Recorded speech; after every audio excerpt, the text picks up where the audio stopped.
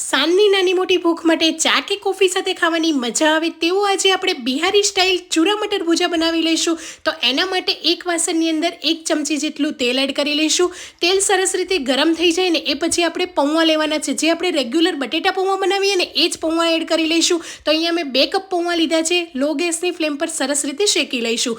પૌવા એકદમ સરસ ક્રિસ્પી થાય ને ત્યાં સુધી એને શેકવાના છે. થોડો કલર ચેન્જ થઈ જશે અને આ રીતે તમે મસળશો ને તો એકદમ ક્રિસ્પી થઈ જશે. તો હવે એને એક પ્લેટમાં કાઢી લઈશું. તે જ વાસણની અંદર ફરીથી આપણે 1 ચમચી તેલ એડ કરીશું.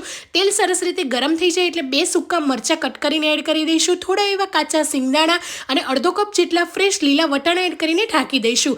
સરસ રીતે વટાણા અને સિંગદાણાને સાતડી લઈશું અને 1 ડુંગળીના લચ્છા, આ રીતે કટ કરેલા લીલા મરચાં, અડધી ચમચી હળદર, સ્વાદ પ્રમાણે મીઠું એડ કરીને સાતડી લઈશું. બધી વસ્તુ સરસ રીતે સતળાઈ જાય એટલે શેકેલા પૌવા એડ કરી લઈશું અને બરાબર મિક્સ કરી લઈશું. મીડિયમ ગેસની ફ્લેમ પર 1 થી 2 સેકન્ડ જ હલાવી રહીશું અને તરત જ ગેસની ફ્લેમ બંધ કરી દઈશું. તો એકદમ ટેસ્ટી, ક્રિસ્પી, સાંજની નાની મોટી ભૂખ માટે ચા સાથે ખાવાની મજા આવે ને તેવા આપણે ચૂરા ભૂજા તૈયાર છે. તો તમે પણ ટ્રાય કરજો.